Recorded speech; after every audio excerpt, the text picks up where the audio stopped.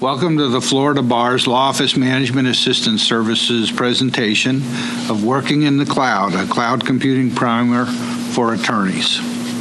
What we're going to cover today is a seminar that presents perspectives on cloud computing from mid-sized law firm, small law firm, and from a solo practitioner. We will discuss what is cloud computing, the benefits, disadvantages, and precautions that you need to follow using a cloud-based financial management software system and using a cloud-based case management software system. What we'll not talk about is internet-based advertising. The rules that cover internet-based advertising is in the rules that regulate the Florida Bar 4-7.4. And the topic of internet-based advertising and marketing is addressed in detail in basic skills course number 1341D. Course details can be viewed at the following URL, http://tinyurl.com/basic-skills-LPM. There are ethical considerations concerning cloud computing. The ABA issued an ethics opinion 10-457 in August of 2010. And the ABA Commission on Ethics 2020 continues to study lawyers' ethical considerations and responsibilities as it applies to confidential client data stored and accessed in the cloud, as well as other uses of technology in the legal marketplace. Ethics committees from several states have also recently attempted to address this question. Florida currently does not have a formal ethics opinion specifically addressing cloud computing. However, take a look at the Florida Bar's Ethic Opinion 06-2, 06-1, and 93-3. Ethical considerations of cloud computing are discussed in detail later in the presentation as well. Okay, we'll get to the program. This is Russ Tarrant. A lot of you already know Russ. He's been with Oz McMullen for 25 years. He's their information systems manager. And Russ has always been so helpful to our group, and he speaks all over the country for tech shows and different things, and he knows all there is to know about this. So, and he's been married to his beautiful wife, I've been told to say, for 33 years. He's got 3 children and been in Tallahassee a long time. Well, good morning. Good morning. Good to see everybody here.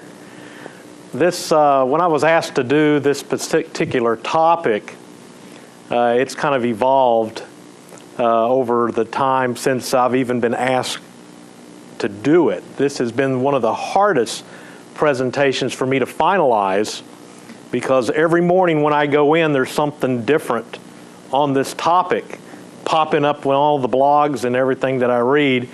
And there was a point in time where I said, all right, I've just got to wrap this up, and we're going to just go with what we have. But it's just amazing. And it just, as a matter of fact, this morning different things have come up, and but we're going to go through the fundamentals, and some of this may be stuff you already know, but probably not. We're going to first go through all the fundamentals of how cloud computing is actually defined, just so you really know what it is.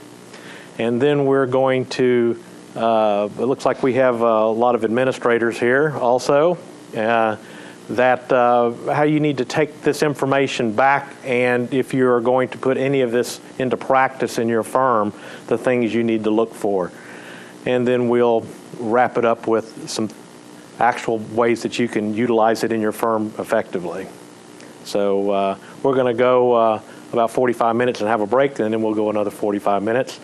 If I see any questions on your face, I may stop right there. Otherwise, I probably will just wait till the end of each segment to take questions.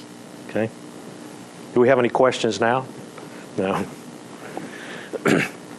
What is cloud computing? Pretty much everybody knows, I think, what this is, but it's basically it allows an internet user to access a third-party computing resource located in an almost endless network of interconnected servers. It lets you run your firm's computer applications over the internet without having to buy, install, or manage your own servers.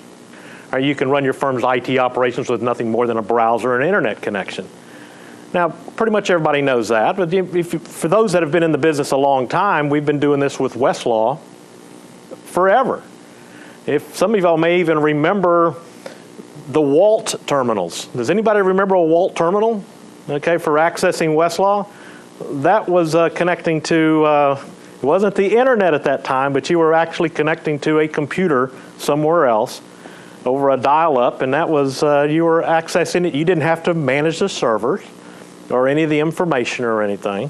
Somebody was doing that for you. You just paid for the service, didn't you? By using the cloud of resources, firms of all sizes can reduce IT costs, manage data storage needs more effectively, and improve overall flexibility. Cloud computing has surfaced in the last 12 to 18 months as one of the most meaningful innovations in technology. Cloud symbols were first used to represent the public telephone systems on our diagrams. And since the original basis of the internet was through dial-up modems, how many of y'all have been around long enough to remember in '95 I did a course for the attorneys, Introduction to the Internet.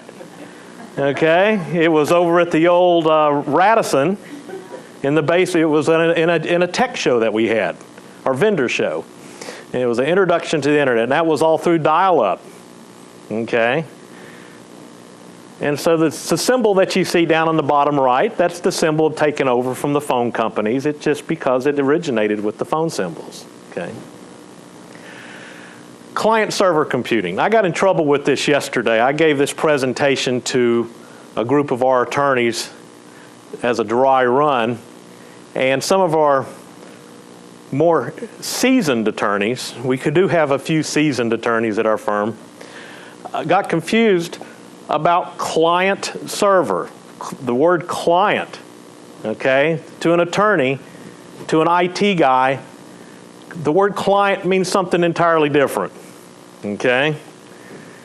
In the IT world, and in this presentation, the word client means a device used by one person at a time to access the internet, okay?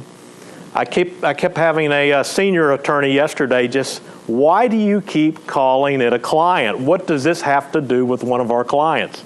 Okay, so, but in the IT world, we call a client a way that you can access, an access point, whether it is a smartphone, a tablet, a PC, a laptop, that's a client, okay? So it exists of access points called clients and central servers which supply applications and data and are shared among several clients that can access them at any one time. So when you sign into Yahoo Mail or anything of that nature, when you're on the internet, thousands and millions of people can sign into that at one time. They're using their client to access that server. Utility computing, one typical characteristic of cloud computing is the consumption as a utility. You pay for what you use. If you don't use it, you don't have to pay for it. That's generally the model that people are using. Originally, utility computing was not internet-based, and it involved very centralized on-premises resources, time-sharing computer, that sort of thing, all within the same network. Cloud computing has 5 essential characteristics: on-demand self-service, broad network access, resource pooling, rapid elasticity, and measured service. On-demand service basically means that you just order up what you want. Okay? So if you need extra hard disk space, you just order extra hard disk space. You don't have to go to the store and buy it. It's just basically on demand. Broad network access. The service is available over the network and accessed through standard thick or thin client platforms like smartphones, laptops, and tablets. So basically you access it over this broad network called the internet. Resource pooling. The provider can provides computing resources, and they're pooled to serve multiple consumers and generally have no knowledge or control over the exact location of the provided resources. When you access a server on the internet, it's not only your information on that server, there's other people's information on that server. Sometimes there may be one server up there that's serving 50 different clients. So you're basically pooled resources, okay? Also, that server could be overseas, could be in India, okay? You don't know where it is. Most of y'all don't care. You just sign on and you go for it, okay? Something to think about. You could have redundant servers. Some could be in this country, some could be in another country. Rapid elasticity. Capabilities can be rapidly and elastically requested to quickly meet the consumer's needs. They often appear to be unlimited and can be purchased in any quantity at any time.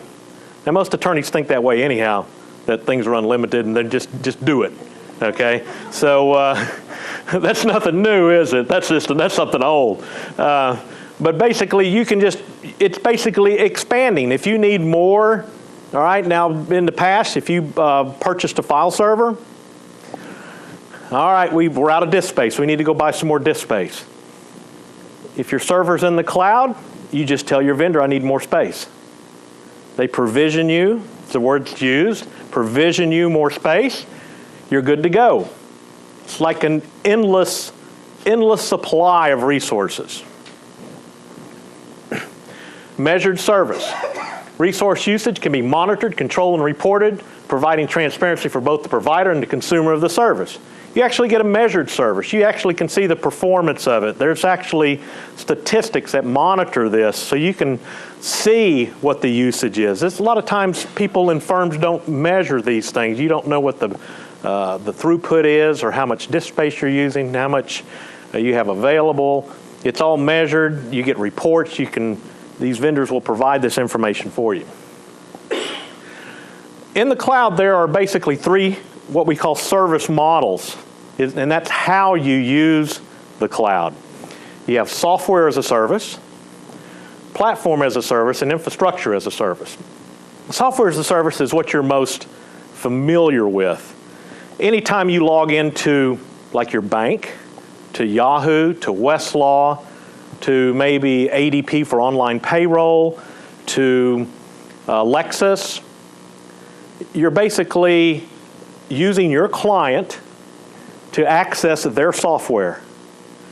That software may be free, or they may charge you for that service. Like, for instance, whenever you log into your exchange online from outside your firm, that's software for a service. You're not paying for it.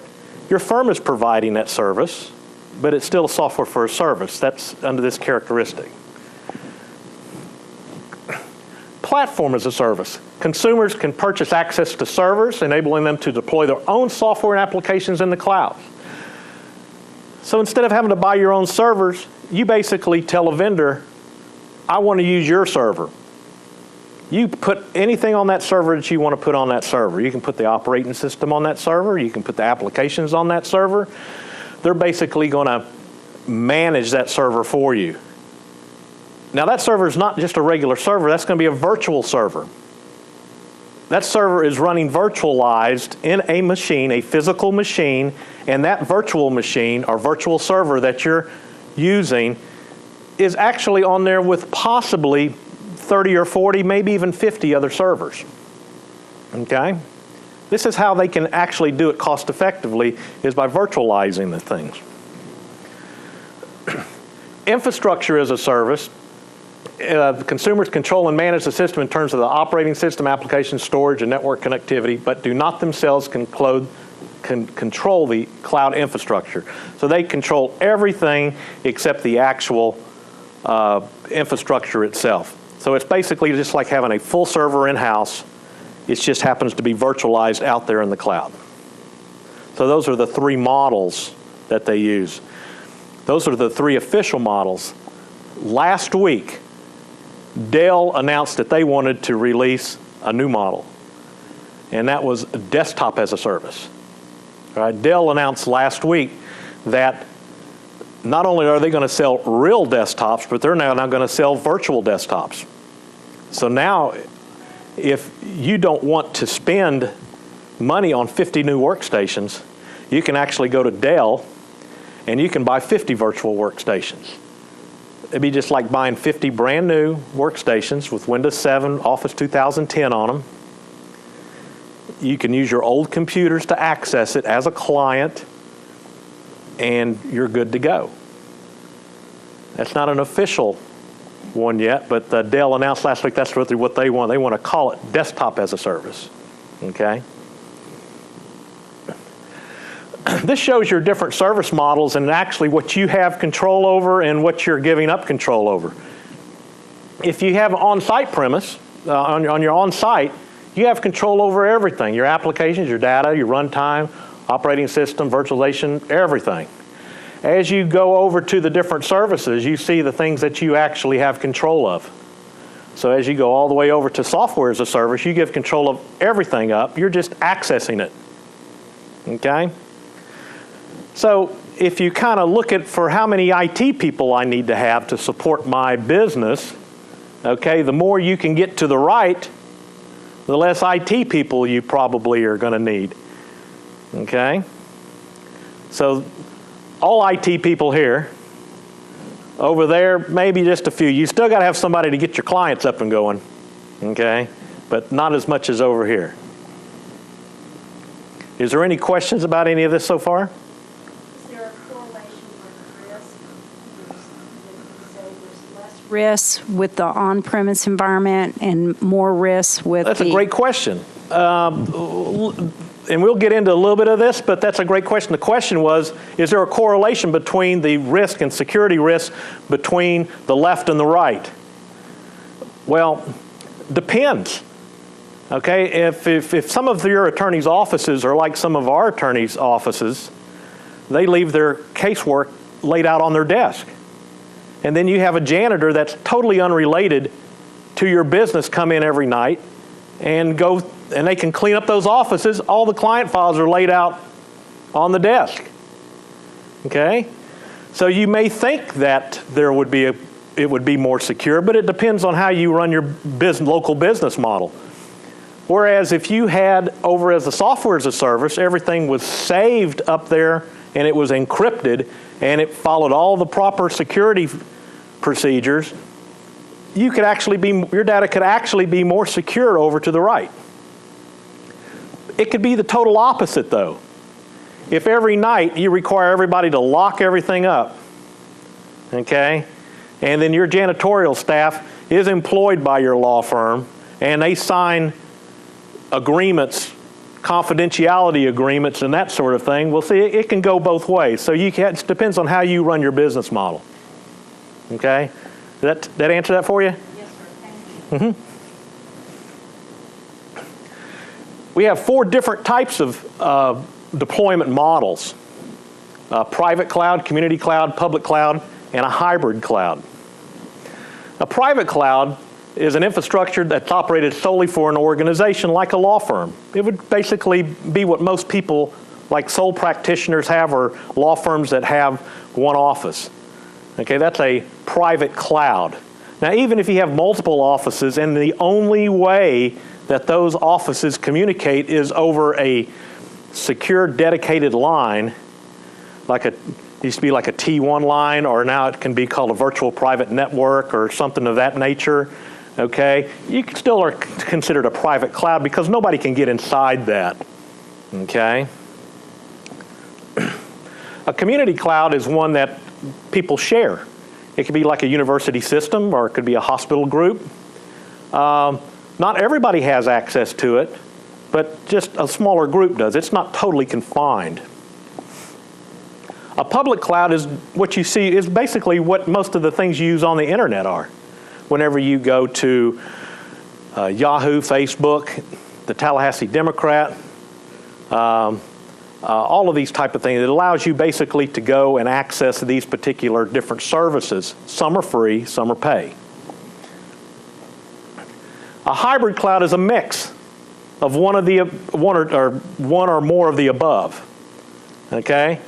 A hybrid cloud is an environment in which an organization provides and manages some resources in-house and has others provided externally. For example, an organization might use a public cloud service such as semantic backup for archived data, but continue to maintain in-house storage for operational customer data. So basically, you have everything in-house, but you are attached to the cloud for some of your services. That would be a hybrid service. Another hybrid service would be if you have attorneys that do remote access from outside. Okay, you're coming from a public cloud to a private. So that would be a hybrid. That kind of shows you a cloud design of what a hybrid would look like. You have the cloud out there, you'd have a public external connecting to a private internal, and that gives you a hybrid version. Okay. Now, why is all this important? It's important so when you start to look at different products, you actually can intelligently ask and understand how these particular companies are doing business. And so that's why this is important to know. Cloud clients are end-user access points to a cloud system, like we talked earlier. They're basically a way that you get into the cloud. They include PCs, notebooks, tablets, and mobile phones. The access may be through a web browser or some kind of program running on the client. They're used to access only cloud systems, and they aren't part of the cloud computing themselves. So they're basically just your access point is all they are. They're not actually part of the cloud, except in some cases now. Like for instance, if you, like on an iPad, if you were to turn on video conferencing, okay, your iPad would have joined the cloud, you see? Just a very minute part there. It would actually become part of the cloud because now other people can access your video through video conferencing, okay? So see, things are changing. This is just a diagram of basically how all of your clients can access all your different platforms. You basically, all your clients, like I said, are outside. They're only access points only. Now, what are some of the benefits of cloud computing? Well, we talked about elasticity, reduction in cost. You may get more from your IT staff. Maybe I should have put that. A lot of IT staff people, when they lecture about cloud computing, it's kind of, well, okay, you can reduce your IT staff, but maybe not. So competitive advantage, business continuity, which to me is the biggest. It's the biggest. Mobility and additional services. Elasticity. Many organizations have deployment cycles that are counted in months or years, while cloud resources may take minutes or days to deploy. Let me give you an example. We use a program for our real estate closing, and we have since I've been at Ausley. It's called LandTech, and that's what we use for real estate closing. We're rolling out new workstations right now at our law firm, and this particular program has always provided us challenges for it running properly. And what we do at the firm, and we run all of our stuff in a limited environment. If you don't know what a limited environment is, what a limited environment means is that all of our users are tweaked down to where they can't do anything. They can basically store their favorites, and there are some cookie files, a few little files, but they can't install any program. They can't make changes to very much on any programs. This is to prevent disasters from happening, okay? So there are programs that vendors write that don't work in those environments very well, okay? How many of y'all use Juris? Okay? Installing Juris on a Windows 7 machine in a limited user environment doesn't work. You have to actually write some tweaks for it to work properly. Okay, and we've spent a lot of time doing that, got it working, but it just doesn't design to work. LandTech is another one of those programs. Okay, so here's what LandTech has done. Landtech is now offering their software in a cloud. I've only got 3 Landtech users. It's a thorn in my side whenever I have to do a Landtech upgrade. I can now, for just a little bit more money, have my Landtech users just go in through a browser and do the same exact work that they've been doing all along. That allows me to roll out Landtech in minutes rather than spending hours or days to get this done right. More and more people are doing this. Now, I know, Connie, you have used Exchange Online for a lot of time, long years. Does anybody else use Exchange Online? Okay. How many users do y'all have? 80. Okay. And so your Exchange is all in the cloud. Nobody manages it. Your firm doesn't manage Exchange at all? Okay. So y'all pay a monthly fee of, I'm just going to throw a number out, maybe $5, $6 a month per user, maybe $8, I don't know. And they don't even have to worry about somebody managing their Microsoft Exchange server anymore. Because it's in the cloud, because it's in redundant data systems, it's being backed up. They don't have to worry about that cost. They can roll it out just like that. Right? Whenever you add a new user, you just go up to a web interface and just add a person, right? Okay, very quick to add. So you can, the elasticity allows you to roll this stuff out very quickly.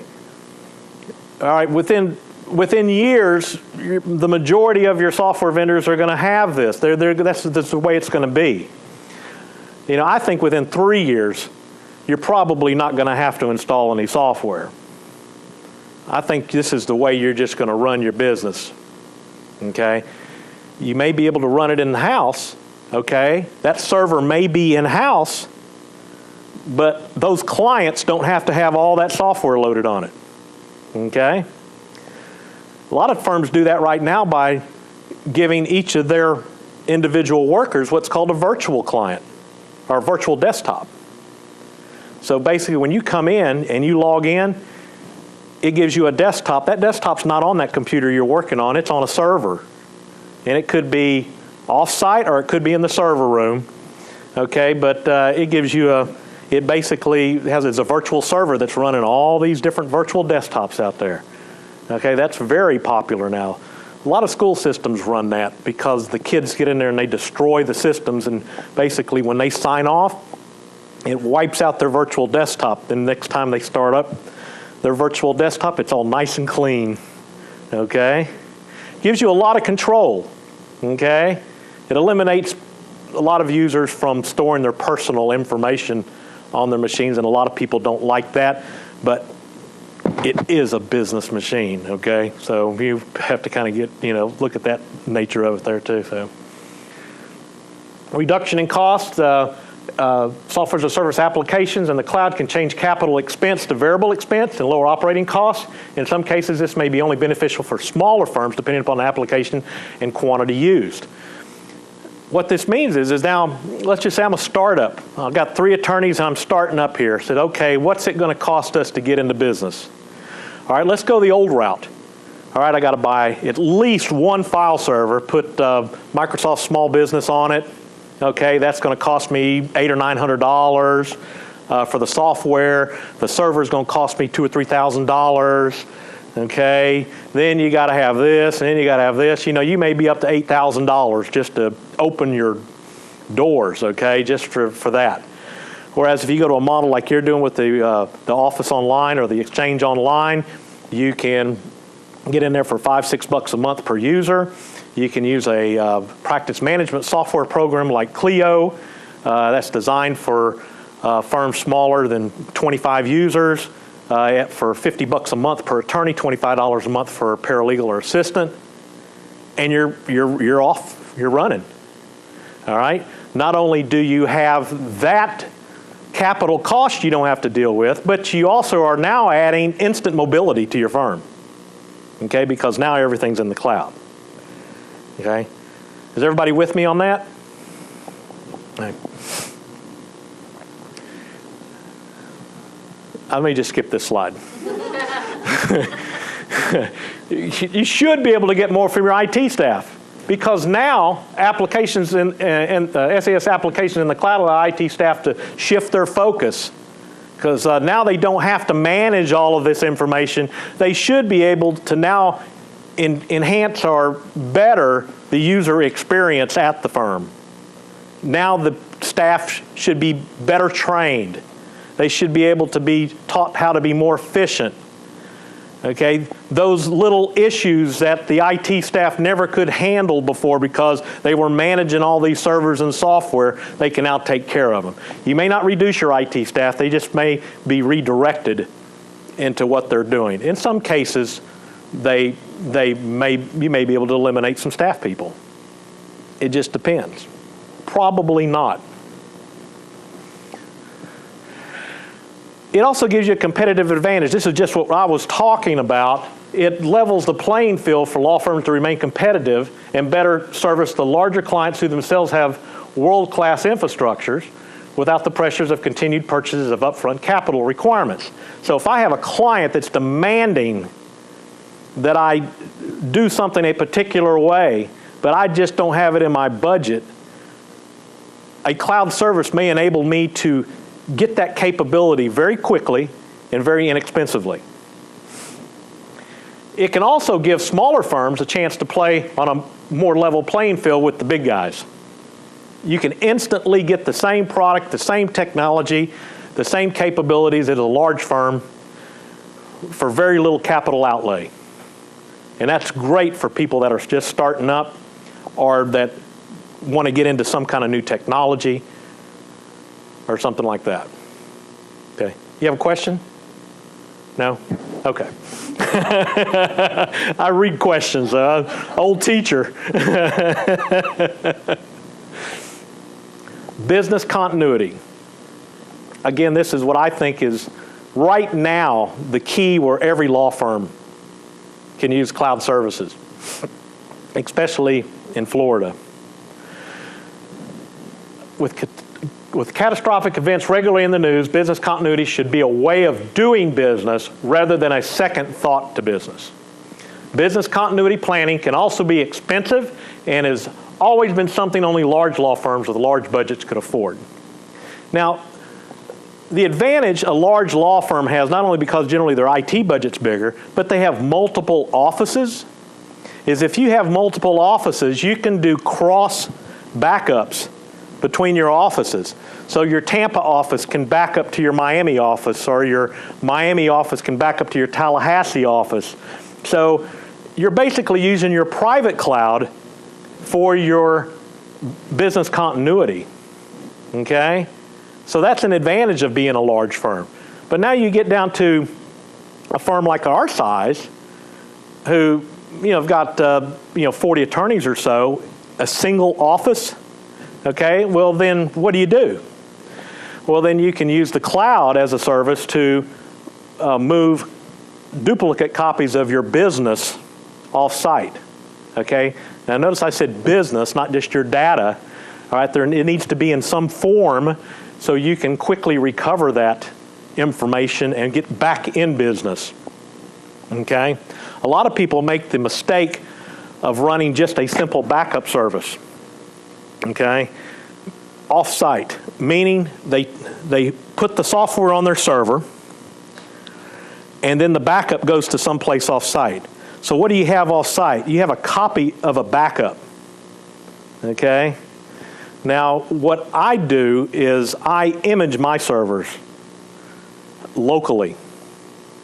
So basically I have every device imaged locally. Then those images are duplicated and moved off-site. So now what I have in the cloud is I have images of my entire business that I can just basically restore to a virtual server or actual physical machines really quickly. If you're just backing up your Exchange database, and so you have an Exchange database sitting up there in the cloud, and then your building gets blown away, now you have an Exchange database. You don't have your entire Exchange server and everything required to get your email back up. Okay? There are companies, and I've talked to some of y'all. I sent out an email message last week because I've been looking at a company called Mimecast that's used for email continuity, Mimecast, M-I-M-E-C-A-S-T. I originally had talked to, I think a lot of y'all in here use Postini for your spam filtering, which is a software as a service. Google bought Postini out a couple of years ago and was really trying to go to town with it. And they actually developed an email continuity service where basically, since you say, well, you already have your email coming to us, why don't we just take a copy of that email coming in and we'll save it for you. And then we'll just stick this server on your site, and any email you send at your site, we'll capture it up here also. For some reason, your email system goes out. Now we have all your email. You can just log in to a Google Mail account, and you're ready to go. So I can log into this Google Mail account. It's from rtaryn@ausley.com. I send a message. I'm ready to go. I'm email continuity. Okay, something happens to my system, a storm comes through, anybody on the internet can continue with email, which I think is probably the most important tool your law firm is going to have, especially in disaster, because you need to be able to communicate with people.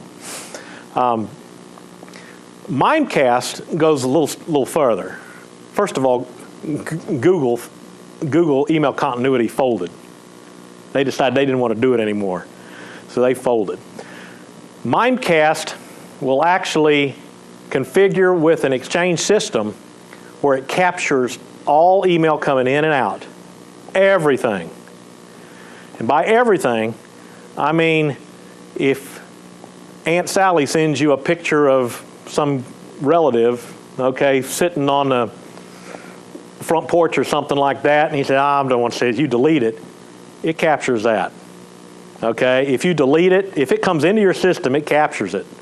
It's basically not only an email continuity service, it's an archival process. And they'll actually store your email up to 10 years. Now they also state, and people I've talked to that actually use the product, it has up to 4 to 5 years of archived email in there. You can find any email in less than 2 seconds. And it's just supposedly great in finding old archive email. What it allows you to do, if your Exchange system goes down, it just automatically takes over. You don't even have to get out of Outlook. They have what's called an Outlook plug-in. It automatically just connects to them. So a disaster can be anything. A disaster can be a server goes out in your server room, or a disaster can be a hurricane. Okay? A disaster is a disaster. Okay? With a continuity product like this, it allows you to stay up. Okay, so you can access it from your iPhone, from your iPad, from a smartphone, from a browser, from Outlook. You're good to go. Everything's there, your calendars, your contacts, your folder structures, everything. All right, about $5 a month per user. Yes? Sorry. Sorry. I wondered how the Mimecast, though, is different than when you just have it in the cloud rather than trying to, you said if it goes down, it kicks in. Why wouldn't it just be that interface to start with? Okay, all right. I was having trouble visualizing. All right, well, let's just say you have somebody like Carlton Fields who has 600 users, okay?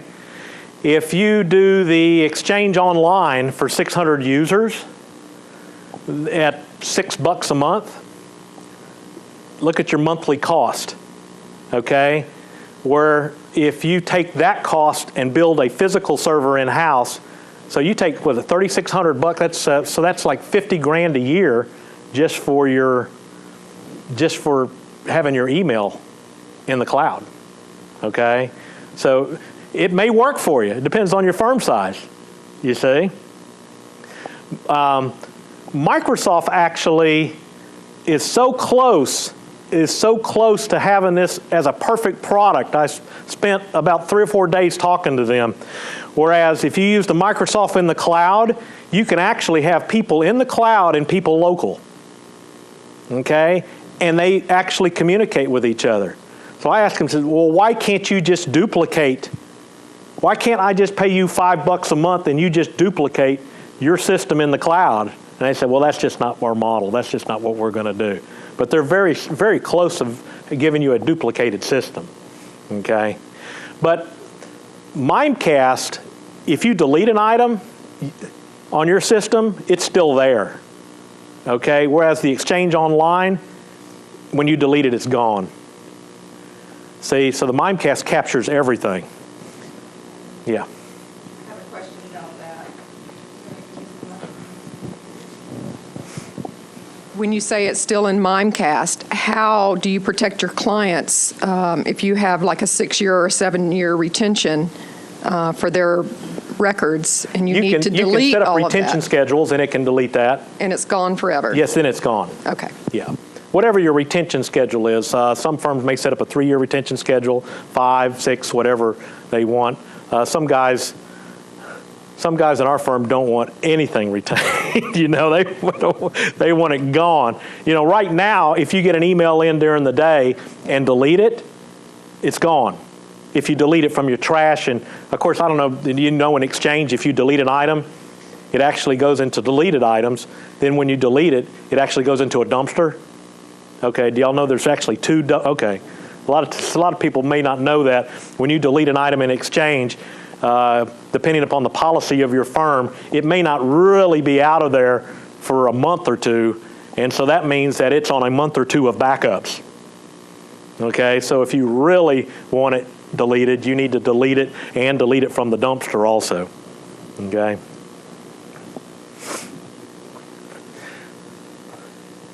Mobility. The lawyers need to have their technology mobile and available to them, combined with the cloud infrastructure to support them, as the potential to transform the ways firms operate. No longer does one think that my work is only within the office. It's available anytime the attorney wishes to work. So that's how we want it. We want it to where that attorney can conduct billable time 24 hours a day, 7 days a week if that's what they want to do. We do not want to put any restrictions on them whatsoever. And I really think that within the next 2 to 3 years, that's exactly the way it's going to be. We're getting real close to that now. We have about 15 attorneys with iPads at our office that basically can connect and do remote desktop, get all their documents. They can do all their legal research through Westlaw Next. We have a Westlaw West KM system installed. They just released an app for the iPad where they can access our internal knowledge management system from the outside through a virtual private network.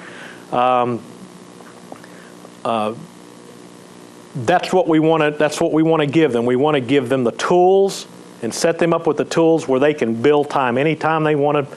Anytime they want to do it. Okay. It also provides us with additional services. Sometimes our IT staff doesn't have the expertise to do something or doesn't have the resources to do anything. One of the biggest things that it allows us to do is it may enable us to put added security measures. A lot of times it's forced security measures, and we'll get into that in a little bit. It forces you to be more secure. Adds redundancy. A lot of times people may have a backup, but they leave those backups on site. They never take them off site, okay? Better bandwidth, and also using somebody in the cloud will give you a staff member, basically you're paying for it, with some cloud expertise. All right, what are some of the challenges we have? We have security and privacy, lack of standards in cloud services because it is relatively new. There's really no standards, continually evolving, and compliance concerns. All right, 2 issues that are generally attributed to slowing the deployment of cloud services in a law firm relate to the storing and the securing of the firm's data and monitoring the use of the cloud by the service provider. So where's my stuff that I'm storing, and are you taking care of it? How do I know it's safe? Okay, I've got this responsibility to protect this information.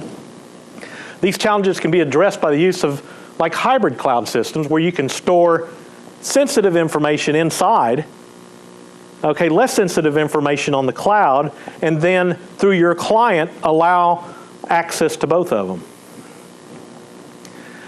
Clouds have documented interfaces, but no standards are associated with these. Therefore, it's unlikely that most cloud systems are interoperable because there's really no set standards. You may have this vendor doing this vendor doing this, but they maybe can't interrelate with each other. That will change. But when people start developing standards and people are lobbying for that, these vendors that write these softwares as a service, they really are wanting standards so they can start talking to each other. User requirements are continuously evolving, and the requirements for interfaces, networking, and storage. This means that a cloud, especially a public one, does not remain static and is also continuously evolving. They change all the time. You can go to a website and their interface has changed. You have no control over that. It just automatically changes. They do upgrades. You know, when you buy a piece of software for your desktop, you may say, well, I don't like the new version. I'm going to keep this version. I like WordPerfect 4.1.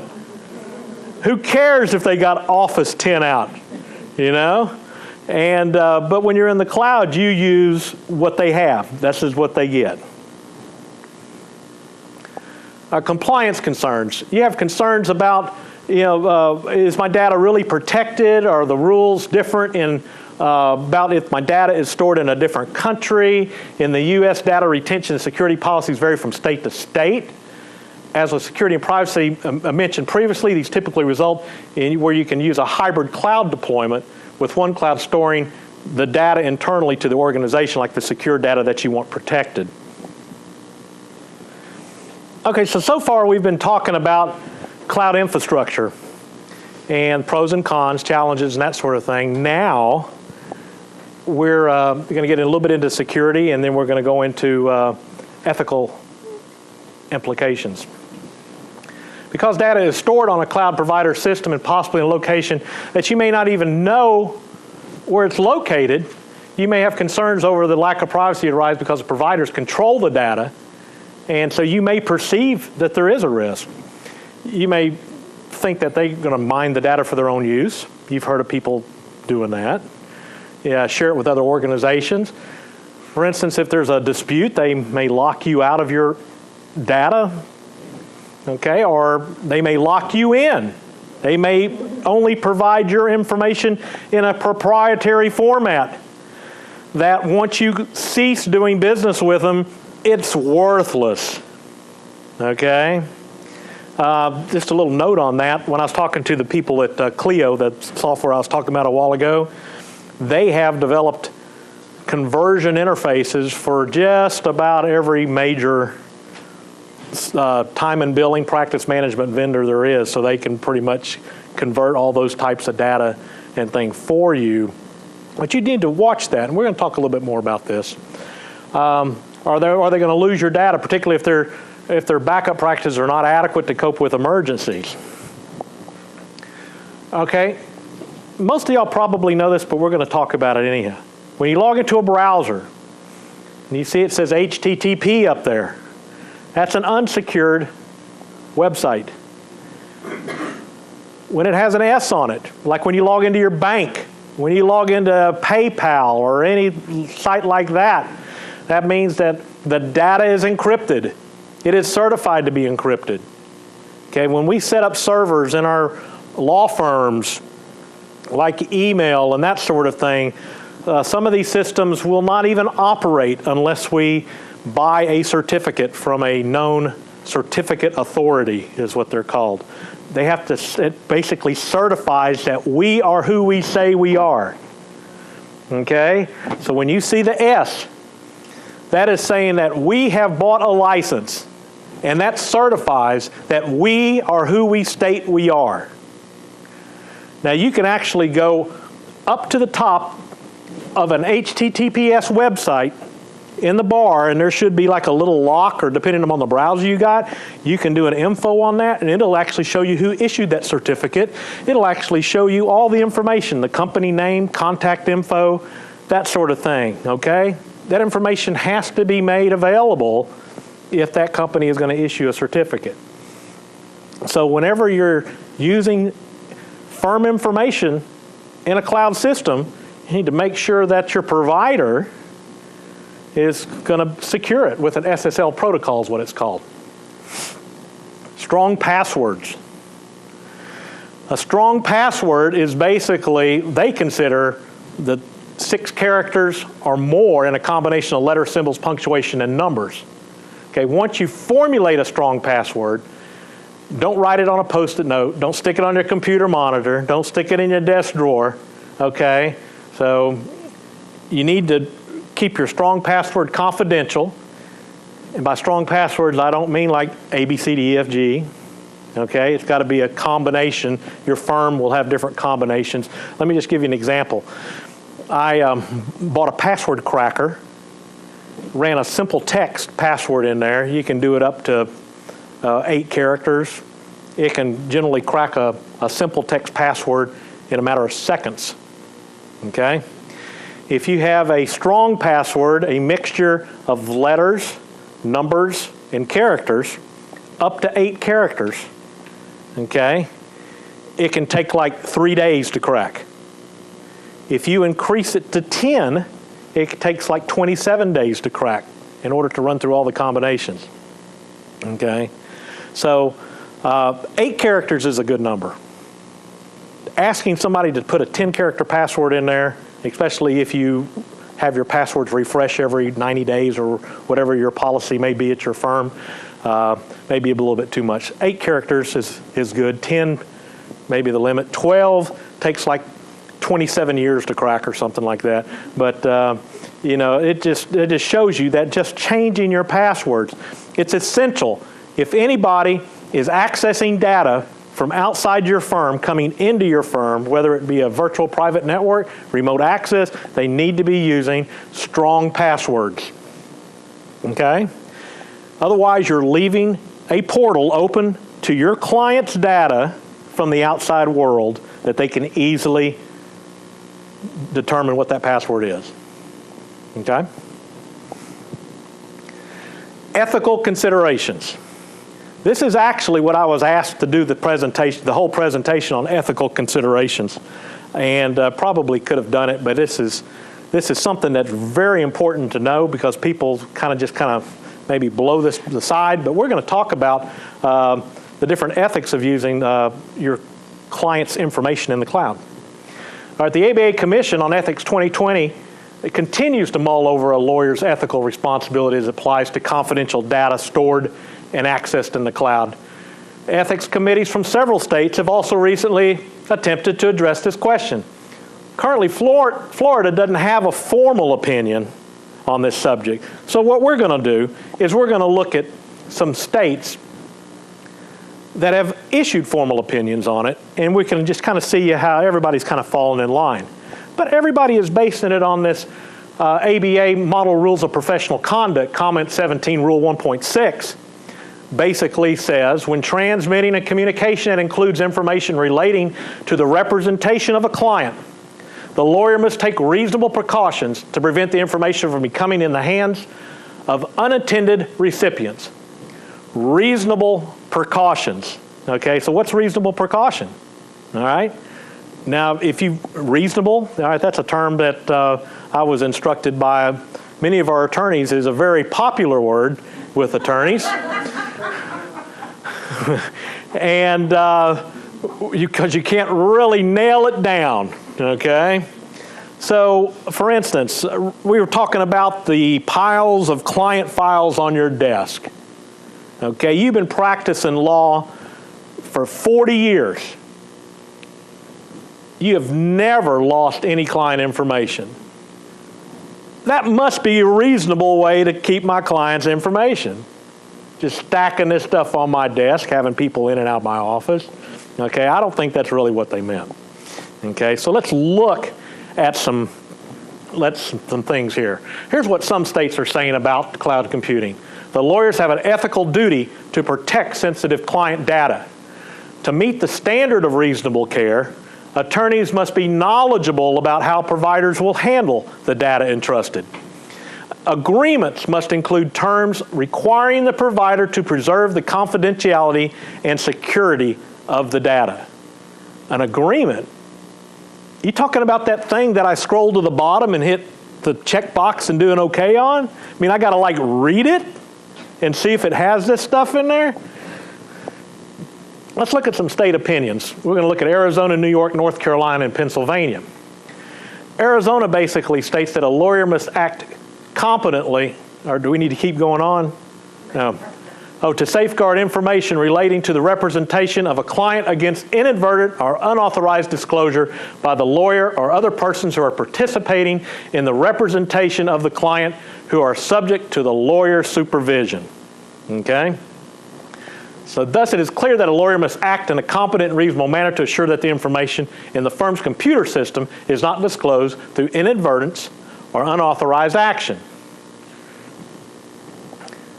In New York, last September, the Bar Association issued their opinion, 842, and it addressed the question of cloud storage. They had some key questions presented. It said, may a lawyer use an online system to store a client's confidential information without violating the duty of confidentiality or any other duty? If so, what steps should the lawyer take to ensure that the information is sufficiently secure? All right, the New York opinion concluded that the lawyer may use online storage, providing that certain steps are taken to ensure that the information is adequately protected. The opinion cautions that lawyers who adopt online storage methods must periodically review security measures as technology advances over time. So once you start it, you just can't forget about it. You need to continually review as technology advances.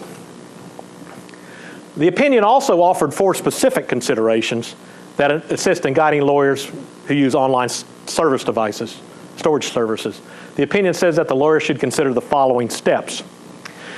To ensure that the online data provider has an enforceable obligation to preserve confidentiality and security, and that the provider will notify the lawyer if served with a process requiring the production of client information.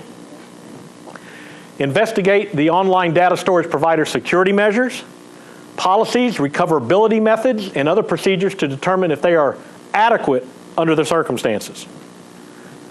Believe me, these vendors that are doing legal software as a service, they are invested in these states' opinions. Whenever a state writes an opinion, they are on top of it to make sure their product is meeting these guidelines. So when you go to them, can you prove, do you meet the standards of this state, this state, this state? They're going to be right on top of it, and they're going to be able to tell you right away. So don't hesitate in asking them. Employ available technology to guard against reasonable, foreseeable attempts to infiltrate the data that is stored and or investigate the storage provider's ability to purge and wipe any copies of the data and to move the data to a different host if the lawyer becomes dissatisfied with the storage provider or for any other changes or any other reason changes the storage provider. North Carolina had a heck of a time writing their opinion. They wrote a preliminary opinion, and a consortium of these software as a service vendors, they formed almost like a lobbying group. They came back and said, hey, North Carolina, on your preliminary opinion, you're basically preventing any North Carolina attorneys from using our cloud services. So these companies got together and they basically wrote North Carolina's opinion for them and gave it to them, and the rewrite is something like this.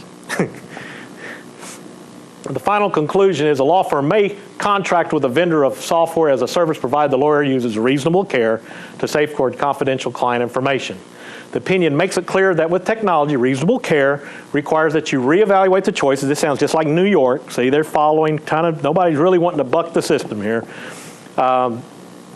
Reevaluate the choices made for your firm and your daily practices on a regular basis.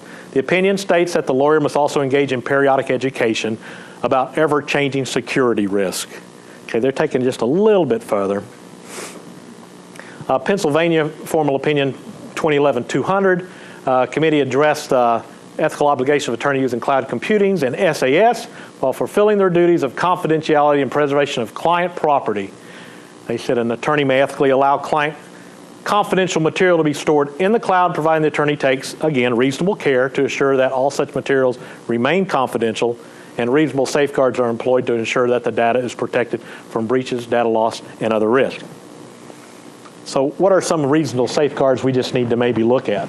And again, I'll be emailing everybody a handout, so you'll have all of this. Ensure that the provider has enforceable obligation to preserve security, that they'll notify a lawyer if it's requested to be produced to a third party. Ensure that the provider has technology built to withstand reasonable, foreseeable attempt to infiltrate data. And again, this is a combination of everybody's opinion that we'd researched here. How often is data backed up? Security of data centers. There's a certification called SAS 70. That is a standard that certified public accountants use to certify a data center to meet specific needs. And an SAS 70 data center basically meets all the needs for a ultra fortress type security data center. Your data center at your law firm would never match these standards, I am pretty sure. So if you're putting your information in a SAS 70 compliant data center, it is probably going to be more secure than it is right now, okay? The key at that point would be the accessibility of that data, okay? So that's what you would have to look at that point. That they have different locations, or your data is basically located in different data centers to guard against disasters. How long have they been in business? Are they financially stable? These are questions you can ask these people. If they get insulted, go to somebody else. How will you get your data if you leave them, and how long will it take you to get your data? Do they charge you extra? Like physical data storage records? How many people have gone through that here in Tallahassee? Try to get your paper copies out of the data warehouse, and they charge you more to get them out than it charges for a year to keep them in there, okay? Be careful when you look at your agreements. Is the data in a non-proprietary format? Does that mean is when you get it back, is it going to be worthless to you? Or can they get it back to you in a format that's a standard format, which can be readable by other programs? Does the SLA, which is the license agreement, clearly state that you own the data? That our firm owns the data, okay? Just because we're putting it on your site doesn't mean you own it now. If the cloud is subject to a litigation hold, what is your process to comply with the hold? And also, is there an uptime guarantee? Like Microsoft and these other services will, over a year, will guarantee a 99.95% uptime. That's basically your availability. That's really what you're concerned about. Can I get to my data and can I use it? All right. Most of these companies will offer you a financial guarantee. It's basically saying, look, based upon if we're at 99.95 or less, then we discount your bill this much. If we're 90% or 95%, usually below 95%, they usually don't charge you. Most of these reputable companies, you won't even be charged. You'll get a free month. So, that would basically mean you were out of service for like 2 days or something like that, and you would get a free bill. So these people are pretty confident that, they're going to be able to provide the availability to you. A copy of the data should be stored on your location. This is what I went back to before. It's great to do an off-site backup, okay? But go ahead and do your on-site backup first, and then duplicate your on-site backup to your off-site backup. All right? I mean, I would rather have my backup in my hand, okay? And let me tell you why. Let's just say, for instance, you're, I was talking to Carlton Field's IT guy, and they said their Exchange system was almost a terabyte of email. All right, can you imagine trying to download a terabyte of data off the internet? If you had to, if that was your only choice, that would be okay. But I would much rather have a hard drive sitting in my office with a terabyte of data. Now, if my office got blown away and my only choice was to get it off the internet and download a terabyte of data, I'll do it because that's saving my rear end. But let's have it local first because the access speed, okay, you can get it at real-time network speed. There's nobody here going to have an internet connection that's anywhere near the 1 gigabit network connection that you have in your firm, okay? So it's real important.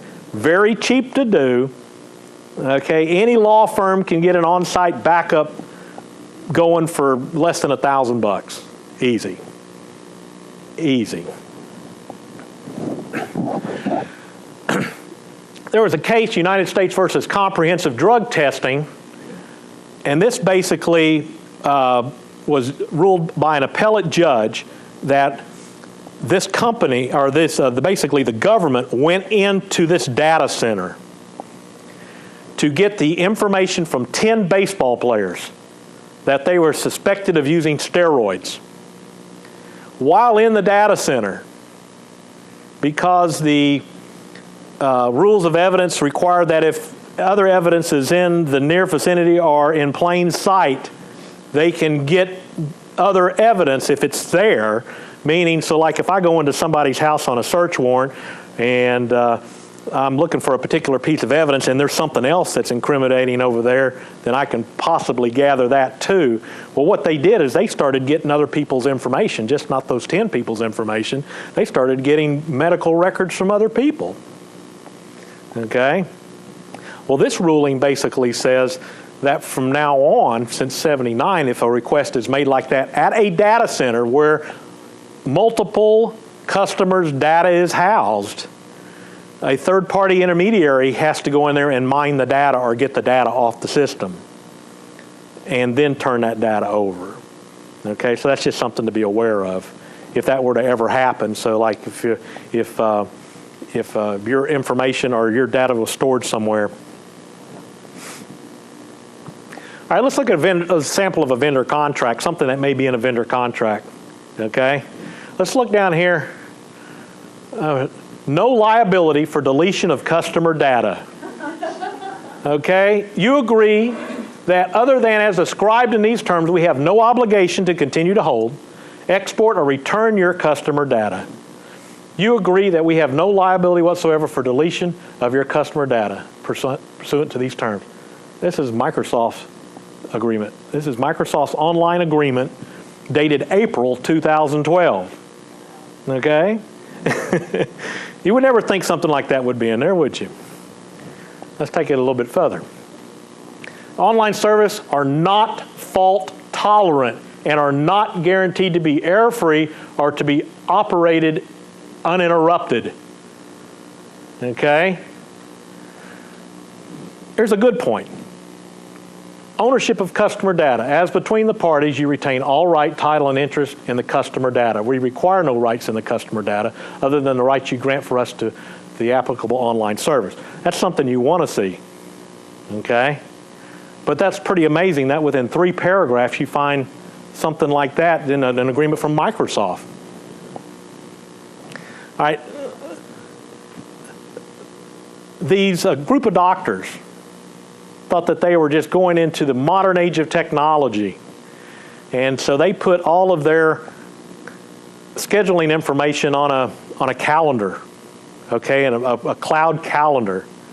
Well, it was not as secure as it should have been.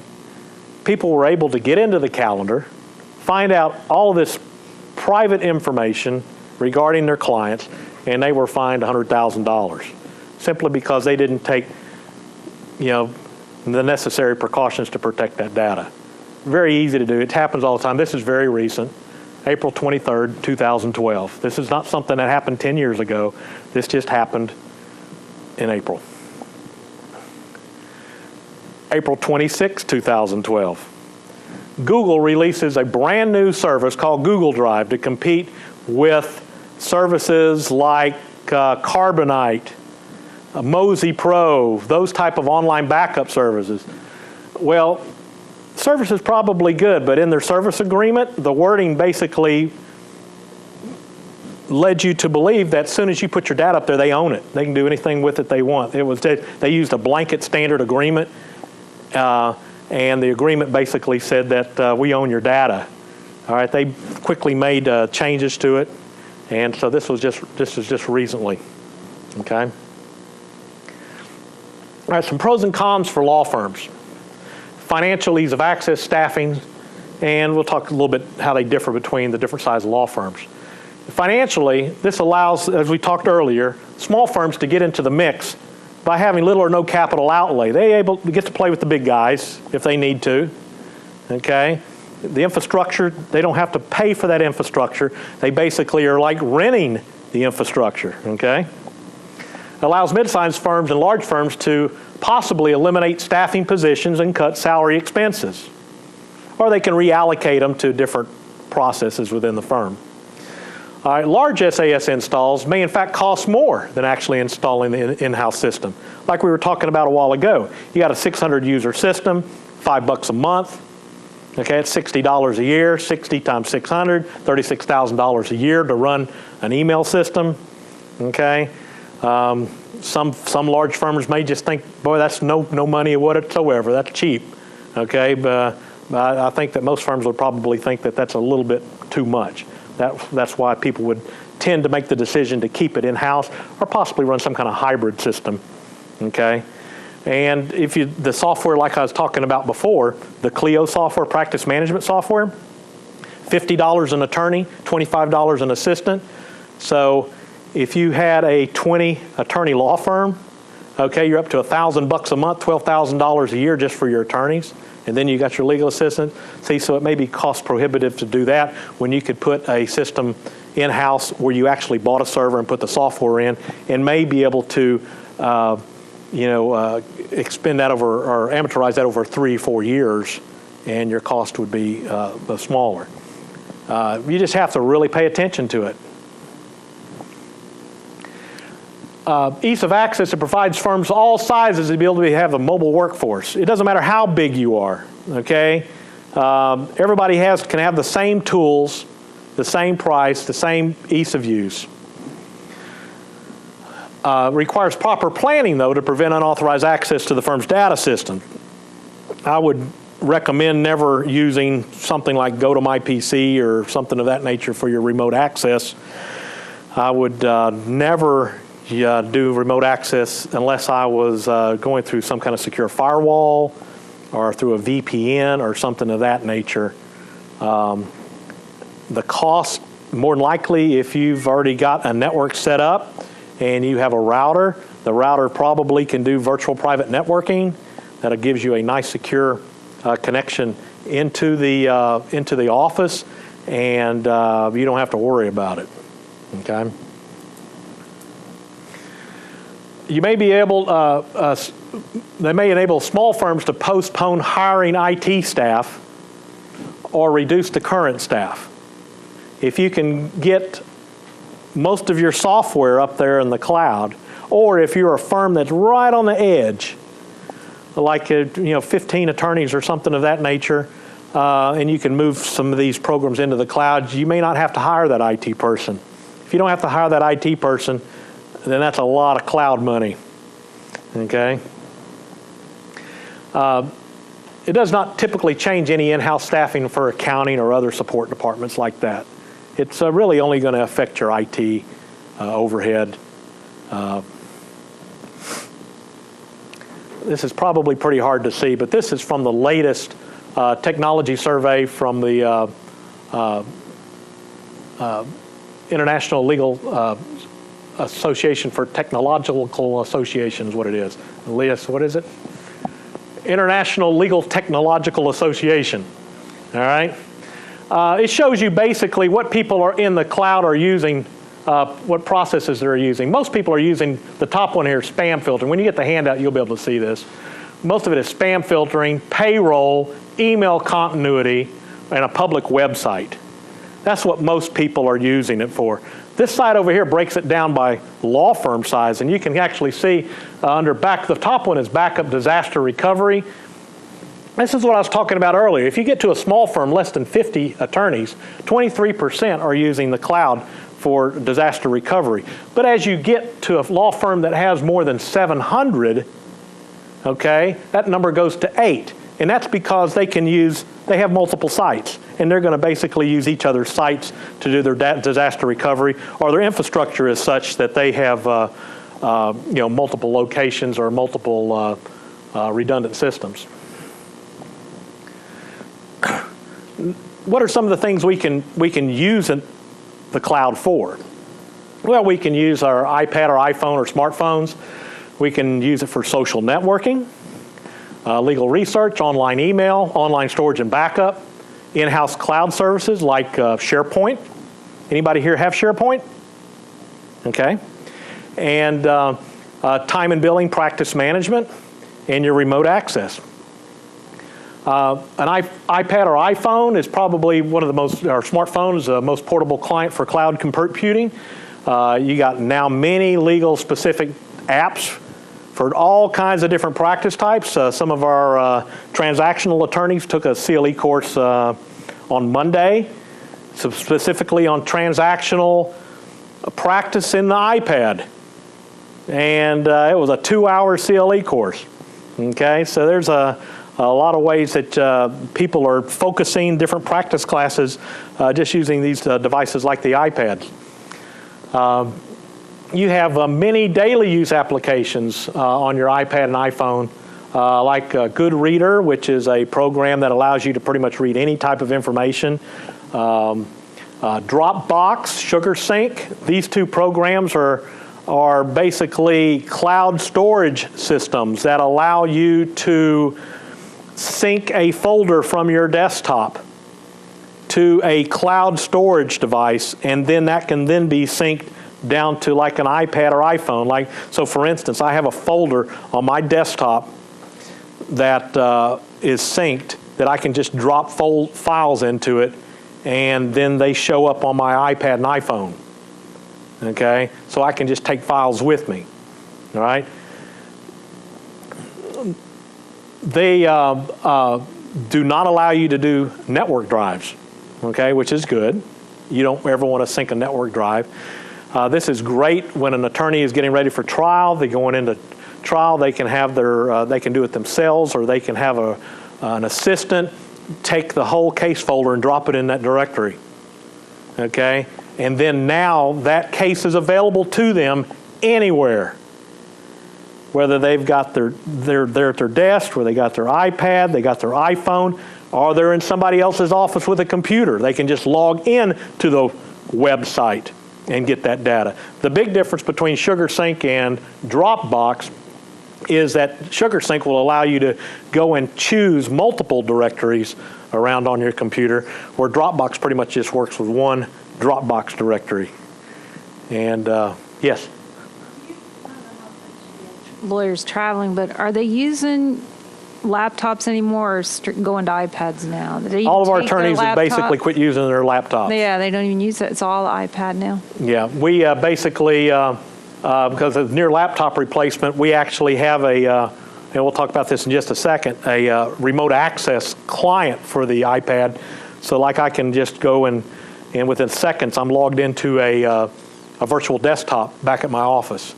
A full Windows virtual desktop. I can run Word, Outlook, I can get all my files, I can run my Juris time and billing software, I can do everything from my iPad. And it's secure. I can go in two ways. I can go in through a secure port through my firewall, through remote access, or I can also, the iPad and iPhone, a lot of people don't know this, actually you can turn on a VPN connection. So you can set up a VPN connection so it disables all the other network connections, and the only network traffic that your iPad or iPhone's using is a private VPN connection, so that's that private tunnel that goes through. Now, a little bit more about that. Windows 8, you've probably heard that coming around. Windows 8 has a feature, and it's actually out in Windows 7 Enterprise, but Windows 8 has a feature that will allow you, when it's on a tablet or on a desktop, will allow you to just log into your network. It has basically like a built-in VPN client. Okay, so when you bring up a Windows 8 tablet, you just basically can log right into your firm, no matter where you are. Okay, that's already built into Outlook 2010. It's called Outlook Anywhere, if anybody uses it. If you can, instead of using the Outlook web client from home, where you log into the web portal, you can actually have your IT department set up your Outlook to where you can use the Outlook client at home, the full Outlook client, and it's called Outlook Anywhere. And it uses the same technology. It's basically puts a private, like VPN portal. It's secure. It uses the SSL single socket layer. It requires its own certificate in order to be secure and allows you to do it. So that's already kind of there. But with Windows 8, you carry your tablet around, no matter where you are, you're there. Okay, that's coming out this year. So, you know, I don't know what the iPads are going to do with that because, you know, you basically are emulating a Windows desktop. With Windows 8, you will be a Windows desktop. Okay, and you'll just wherever you go. Okay? Social networking. I don't like firms using social networking. That's just my personal opinion. Some of the attorneys at our firm think that it's a great marketing tool and everything, but if you are going to use social networking, make sure that you separate your professional and your personal accounts. Do not use your law firm email account for Facebook that you're going to post your party pictures on, and your Twitter account. These young attorneys will open a Twitter account and they'll basically use the same Twitter account for their practice as they do for their personal life, and you'll get Twitters like Gold Knowles or something like that, or how about them Knowles, or man, wasn't that a great baseball game? And then the next one you get is about some court opinion or something, you know? So if you're going to use these things, keep them separate. You can have 2 Twitter accounts. You can have 2 Facebook accounts. You can have 1 LinkedIn account. That should be, unless you have multiple practices or something you're doing. But try to keep them separate. Research services such as Westlaw and Nexus, like we talked about before, like the old Walt terminal, they've been around forever. Okay, but now you got apps on these devices that basically make it really easy. Westlaw Next. Everybody using Westlaw Next yet? Okay. The app for the iPad is great. Now they just released a new version of the app 2 weeks ago that for anybody that has the WestKM system, the knowledge management system, that you can be outside your firm, turn on that VPN connection that I was talking about. Now you can research Westlaw, and now you can research your internal documents. Okay? And I'm anywhere in the world I can do that. Okay, so now I can see all my work product. Okay, I can see everything up on Westlaw all at one time in a very secure environment. Okay, anybody else using WestKM? Okay, do y'all know what that is? WestKM, West Knowledge Management, is a system where you take all of your firm's work product and you run an in-house Westlaw. It key cites all your documents. It breaks them and categorizes them. So when you do legal research on a particular case, it will show you how many documents in-house you have already used that case for. Okay? You can then go into that document, and it has all the different sites, and it just like a regular Westlaw document. What's nice about this is that not only can you put your work product in there, but now with scanning capabilities and OCRing capabilities, you can take opposing counsel documents on cases that you're working on, also put those into the knowledge management system, because hopefully those people did some good work too. So why waste that work? Okay?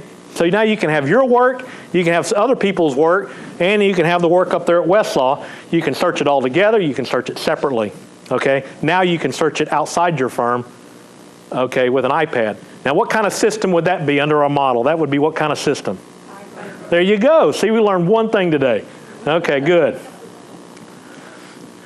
Online email. The use of services for online email enable a firm to eliminate the need for an in-house mail server. Firms can now provide a full Microsoft Exchange experience for as little as $5 a month per user.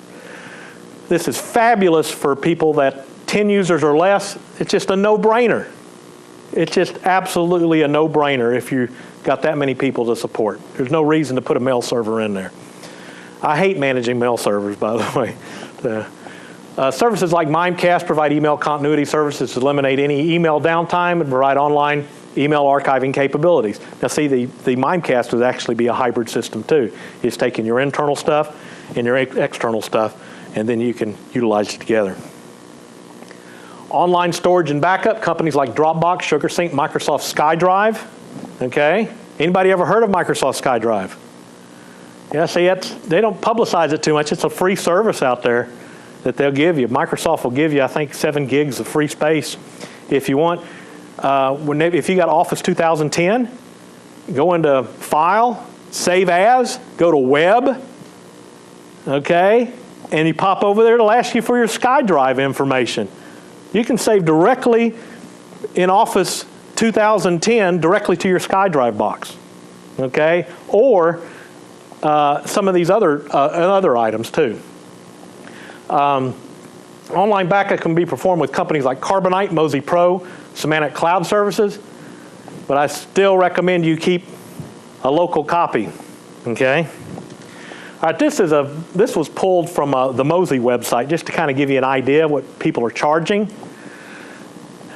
All right, now Mozy over here, basically, there's a new certification. You have the SAS 70, all right? They just came out with a new certification because the cloud's new and it's evolving, right? All right, so now the new level of certification, which is a little bit more secure, is SAE 16, okay? Not very many companies actually have got to that level of certification yet, but Mozy's bragging about now they're already SSAE 16 certified. The cost over here, I did an example. Okay, I'm backing up one server or one machine. This is how I would do it. I would back everything up to one machine in my office. Then I would have that machine back up to the cloud, okay? Cuts a little bit of money out of it. I'm really cheap, okay? So I back up one computer, I'm gonna back up 100 gigs. It's gonna be a server, all right? See, they're only gonna charge you, if you do a monthly, it's $40 a month. Because I'm telling it I wanted a server, if it was a Windows 7 workstation or something, you could knock out another $13. Okay, that's for 100 gigs. That may not sound like a whole lot, yeah. Okay, I'm almost there. These are some of the free storage offerings. Skydive, iCloud, Dropbox, SugarSync, Box, okay? This will show you what they give you for free. If you want to pay to get more, you can. And again, this will be on the slide. In-house cloud services like SharePoint. This has been around for a while. This is basically a portal that you can maintain confidential client information where you can give access to your clients. They can sign into it. You can collaborate on documents, okay? But you're managing it, okay? That is your management, your security, much more secure. Or you can install what's called a web DAV server, okay? Y'all have probably heard of the term FTP, okay? Well, this is similar, but this is called a web DAV server. This basically lets you set something up like a Dropbox inside your firewall, okay? So people can come through your firewall securely and then get those documents. This basically opens up a whole new world, like the iPads and everything, because you can actually expose a whole directory. If you're preparing for trial, you can put that whole directory, expose it into a web DAV server. The attorney can be in the courthouse. Man, I forgot that document. Pull it up. Bam, you're gone. Okay, you got it. Okay, that can be set up on any server, Windows Server 2008 or higher. Okay. Time and billing. Law firms with 10 to 20 users can easily migrate their practice management into the cloud using products like Clio. Their cost effectiveness usually ends at that count, like we talked about earlier. You get above that user count, generally you can put an in-house system in there. This is what, like from the Clio website, they basically say you can do everything off of their mobile platform. It handles BlackBerry communications, iPhone communication, your calendaring, docket management, time and billing, everything. Remote access is one of the technologies that your firm will benefit from the most. This gives the ability of the user to work from anywhere. It should only be done through a secure means like a VPN or remote desktop services behind a firewall.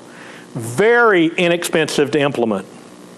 If you got a decent router, very inexpensive to go ahead and get this in place. It allowed everybody to work from home, work on the road, or whatever they want to do. You can give remote access to only certain applications if you desire.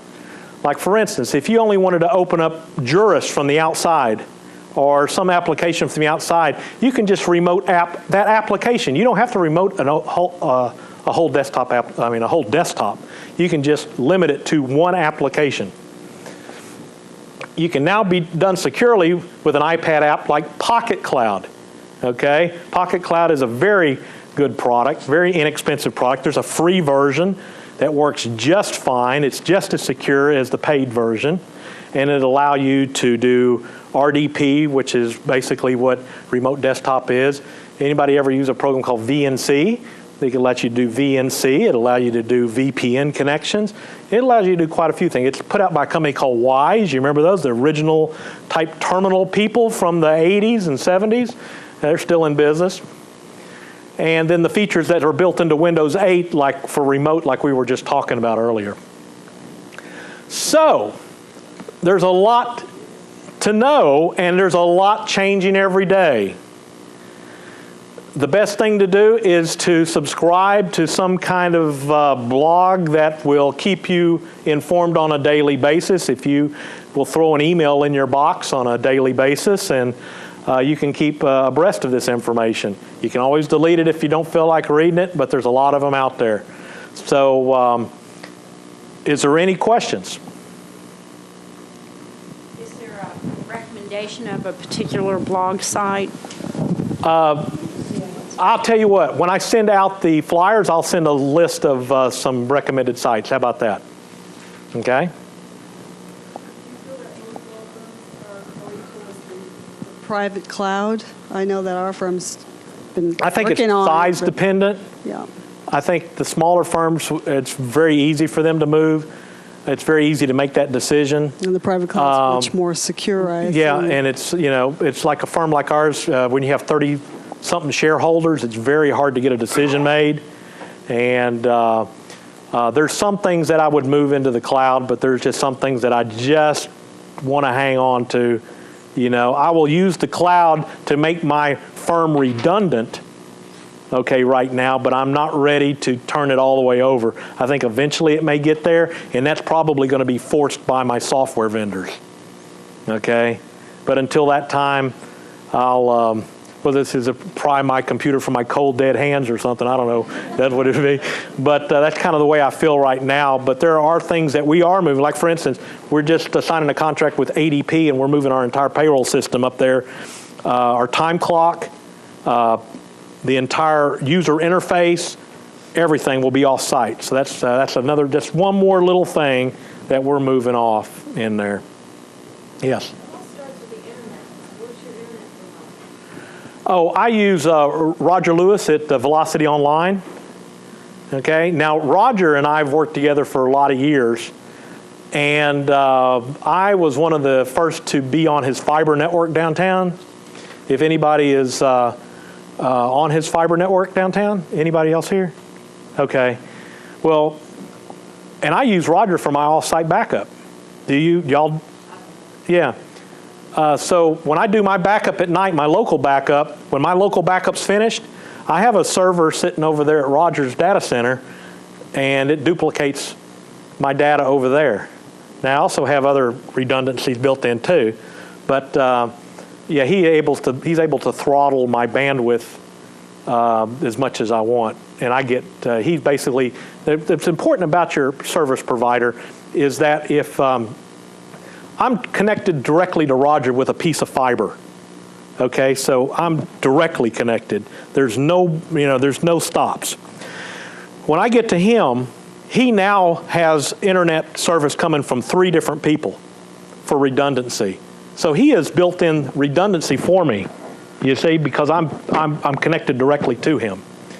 All right, now if you're with somebody like Comcast, which is very stable, but we also have a Comcast connection for what we call our public network. So when you're in our building and you want to connect wirelessly, you connect to a Comcast network. That way our clients and everybody can connect to a network freely. We don't have to worry about them being on our network, and it's pretty cheap. okay? But if you only got one network provider, okay, then you better get a second one or make sure you got some kind of redundancy there. A lot of the new routers and stuff allow you to have multiple connections coming in, and they will do fault tolerance, or if one goes out, it automatically goes over the other one. So if you're going to put your bread and butter in the cloud, you better have that taken care of. Okay, if you're only doing little things in the cloud, like your payroll system, okay, so your payroll system's not available for an hour.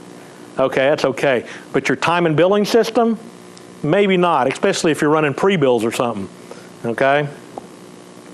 Anybody else got anything? How do you know how much bandwidth you need? Well, you get with your internet service provider, ask them for a report that shows a bandwidth report for like the last 30 days. And it'll tell you exactly what you're using. But if you're going to migrate more stuff into the cloud. Well, then you can make that adjustment. It's, like for instance, if you're paying for X amount and you're only using half X, then you're probably fine. Yeah, just, as you add things on, ask for these monthly reports, and it'd be easy to identify that. Okay, Comcast has gotten so cheap now. Now, we actually can run a hybrid system. Like, for instance, I know it's over time, but you got me talking. You have two systems. Like I got Velocity Online coming in, Comcast coming in. All right, in my IT department, when we do all of our updates, I don't want to take bandwidth away from our guys doing legal research. Okay, so now when I get information from particular sites, that comes in off of Comcast. Okay, the routers are so smart that it can say, okay, he's requesting information from Microsoft. All Microsoft traffic comes through Comcast. That way I don't take any bandwidth away from these people, okay? And so that's important. So if you have redundant internet connections, you can also do throttling is what that's called, so you don't take bandwidth away. You can also, if you allow things like Pandora and things like that in your system, you can have all the Pandora traffic come over your secondary system so it doesn't affect your business system or your primary system, you see? And then you can have it basically smart enough so if the main system goes down, now everything's going over this system, all your Pandora and Facebook traffic can stop, you see? All that stuff can be built in. Okay? Anything else? Well, I enjoyed it, and I hope you got something out of it. Thank you, Russ, for that wonderful presentation. We're now going to look at cloud computing, both from the perspective of a small law firm and from the perspective of a solo practitioner. For the small law firm, Tracy Henry will speak, and Tracy is a labor and employment attorney based in the Tampa Bay area. Ms. Henry will discuss the steps taken to transition a small law firm to a cloud-based version of law firm financial management and accounting software. And we're also going to hear from Russell Leisner, who is a solo practitioner, a Mac attorney, and he is an attorney in the Tampa Bay area as well. He manages his own general practice law firm. Mr. Leisner will discuss how he transitioned his law practice's case management to a cloud-based software system designed for solos and small law firms. We'll begin with Russell. Good morning. By now, you would have learned what cloud computing is. I just want to informally ask everyone if they're already there. And the answer is probably yes, in some shape or form.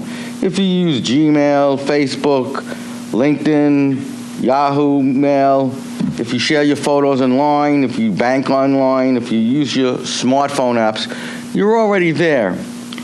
When I went on my own, I wanted to find a case management system that would be platform neutral because I am a Mac attorney, would be convenient for me to use, would be relatively inexpensive, and it would level a playing field for me with the big boys and girls that I'll be going up against in court. My initial research looking for a server-based practice management for a Mac, I had very limited and very few options, and most of them were very pricey. I did a Google search, and I looked up Mac attorneys or Mac servers, and there's a whole wealth of information that you can get. There's a Mac-based blog, Macs in Law, and there was a listserv where I experienced and I learned all about cloud computing. One thing about cloud computing that I loved initially was that it's platform neutral, which means if you use Android, if you use Windows, and if you use Mac or any other operating system, you can use the system. So all you need is an internet access. Simple, easy. Next, I looked at the prices of the servers. Expensive, to say the least. I would need licensing fees, upgrade fees, an IT person. If you have a paperless office, you'd have to make sure I have the proper scanner that would work. Well, I found out using case management in the clouds, I pay one fee. That's it.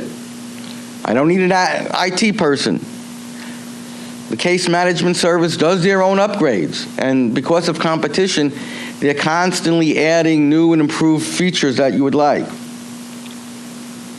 The convenience factor, I can't explain. I can just illustrate. I was once at a funeral, got a text from a client, urgent, like most of your clients' requests, everything's urgent. Let me know about a phone number and a document. Well, funeral's over. I went straight to the phone, called my client, what do you need? He told me. I went straight to the internet, to my case management service, and gave him the answer. There's also flexibility with a case management service in the clouds. Some of my good clients have partial access to my case management service, and they were able to access their documents. I allow them to access their documents only. So they don't even need me. They don't even have to make a phone call. But just think about how it's done with a server or the old-fashioned way. I would call my secretary, tell her what file to look in, make sure she got the right file pertaining to that client, make sure she found the document, made sure she contacted the client, and gave them the information I told. Well, clients are impatient. What would normally take anywhere between 1 to 3 hours took 5 minutes. So there's a great deal of convenience and flexibility. Another reason, which living in Florida, and we've learned the lesson of Katrina, is if there's a disaster, your server gets wiped out, your filing cabinets get drenched, flooded, or there's a fire or any other natural disaster. Monday, if that happens on Monday, Tuesday, I can be up and going back to work. Why? Because everything I have is stored in the clouds. I'm able to access that information. I'm able to not really skip a beat except for the natural disaster. So, if you have clients that are very hands-on and they want to see your work product immediately, you can sync your clients with your client's information with your work product so they can give you real-time comments and criticisms, and you can get all your work done collaboratively quickly. Another pro is that it levels the playing field. What do I mean by that? Well, I can do everything. I can do everything from anywhere, whether or not I'm on vacation, whether I'm not on trial, whether I'm not on a seminar. All I need is the cloud. All I need is an internet access to get me to the cloud. I can do my legal research. I can make do my letters. I can read my mail. So all these things all these tools give me an opportunity to take on the boys. Okay, everything is not hunky-dory. Everything is not rosy. There are some downsides to having a cloud-based cloud-based management system. The first one is security, as we've mentioned. The lawyer must make reasonable safeguards to ensure the safety and security of their data. Very important. The lawyer must protect their client's data. Lawyers must protect their clients' privacy. Make sure that your provider or your case management security is SSL encryption for all communications. Make sure that the provider's data centers are SAS 70 Type 2 certified, and check that your provider services are audited on a daily basis by at least McAfee Secure. So common sense really dictates here. Do your diligence, constantly review, constantly check the internet as to other articles about your server, about what's going on. Terms of service, read them. Specifically, find out who owns the data and what happens when you stop using your service provider. There are, like anything else, a temporary loss of data. The cloud provider, the case management server that I have, fortunately that has yet to happen to. However, you're going to find out, since I use a Canadian-based case management system, the first year they had crazy hours on the Canadian holidays. So when you worked, you didn't get the service you needed. Costs of many licenses. Well, being a solo practitioner, that's really not a problem. I'm one person, or maybe a second one for a paralegal. But as you get up in mid to large firms, it becomes very pricey, and the advantage of having, not spending a lot for a program decreases. Also, if you're in the clouds and you do your scanning and you are paperless, you save a lot of space for filing cabinets. Now, in Florida, space is not that expensive as per square foot, but think about it in New York, Los Angeles, and all the other areas where you pay by the square foot. When I had my law office in New York, I had 26 legal file cabinets containing my files. Well, you do the math. Per square foot, you can save. A problem that I didn't have as a solo practitioner that started by myself, that you will have if you migrate, is how does your existing files migrate to your current case management system? In other words, I have information, how am I going to get it from point A to point B? The good news is a lot of these case management programs are able to adapt and have adapted and will make migrating of your existing files from your current server to their system pretty painless. Now, what I've been talking about is case management is part of a general field of SaaS, software as a service. And there's other kinds of SaaS. You can look that up in the ABA Bar Association articles have it, but it's legal research, document assembly system, Google Apps, fax service, syncing service, and backup service. Right now, I give you a little bit of advice that I learned as a scuba instructor. As a scuba instructor, you're always reminded to have redundancy. If one system fails, have something that can back you up. In the practice of law and dealing with case management or the internet or computers in general, have a backup. Backup. Have a system that will back up your calendars, back up your contacts, back up your hard drive, back up your case management and whatever systems you have. Now there are, at least for Mac, they have a time machine, but they also have other forms of on internet backups such as Mozy Pro, and the reason why I tell you Mozy Pro is you can get a discount from the ABA if you use them, and that's the one I use. So now that we know what it is, now case management, and why it's good and why I fell in love with it, I had to implement it. I had to know what system I needed for me. And I think what you have to do is you have to first sit down and plan out a typical client. When they come into your office, to the time they leave, what's going to happen to the information that you get for them, what's going to happen to the documents that you get from them, and what's going to happen if there's litigation. Very important. You can get a lot of the information on the internet, but I suggest everyone to attend some kind of tech show where you have a hands-on experience with the equipment. You can ask the questions directly to the service providers. Not only did I do that, but I also took advantage. Many providers, case management providers, give you a 30 or a 45-day trial where you can literally work it out for free and see if it's an environment that you like using. Read the blogs and the listservs. For me, the Milo blog, Ben Stevens blog, was invaluable. You got input from other attorneys who have the same problems that you have regarding being a Mac attorney or using the clouds. Again, I've been in the clouds for about 4 years now, and if it wasn't for these blogs, I would have never really experienced. I probably would have had to pay bite the bullet and taken a server-based practice management system that I probably wouldn't have been happy with. So now that you know that I have a case management system, what route did I do after my 6 months of research?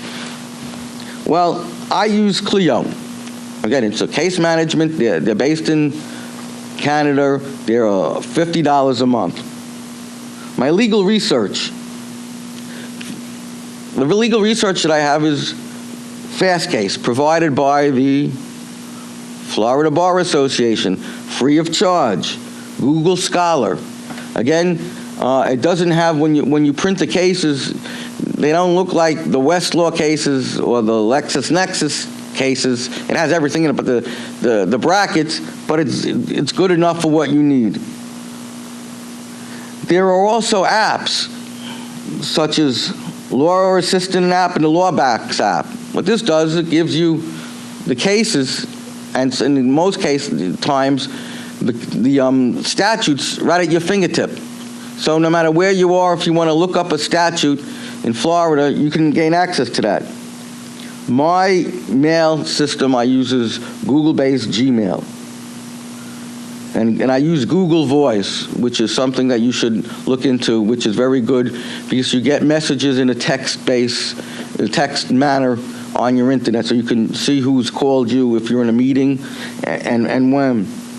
I use a fax internet service. There are many kinds of providers. It depends on your usage. Again, on the internet, you can pull down, there's two or three different sites that will compare and contrast each internet fax providers for you and giving you the prices. Document assembly, aside from your templates that you have created by your word processing system, I use the West Form Builder. It's similar to what we see in ProDocs. In fact, they call it they actually say it is like ProDocs, where you basically go on the internet, you put in your information, and your document is assembled, and it's able to be printed, and it's a finished product. I use a scanner. For Mac, I use the ScanSnap 1500M. For my backup, for my desktop, I use Time Machine and Mozy Pro, which I talked about. My Clio, which is my case management, you can get a backup of your cases only through Amazon. And for syncing, I use the iCloud and Dropbox. So to make sure that your cloud experience is effective and enjoyable and profitable, make sure that you do your homework. And I can't stress that. See how you really want to practice, and you'll be able to save time, save money. You will be able to level the playing field with the big boys, and it'll be convenient because you can practice anywhere as long as you have an internet-based, a web-based area, if you can gain access to the internet. And you'll have a wonderful time practicing law like I do. Well, thank you, Russell. It's a lot of really good information there that I think is overwhelming to a lot of people. My situation is a little bit different. I am an associate at a small firm, so I did not personally choose to go to the cloud. I was brought to the cloud by my employer, although I have to say that, aside from hiring me, best decision he ever made. I'm going to be talking about transitioning to a cloud-based financial management system, and then talking a little bit about my experience with the system that I have with my firm, which is not quite a fully cloud-based financial management system.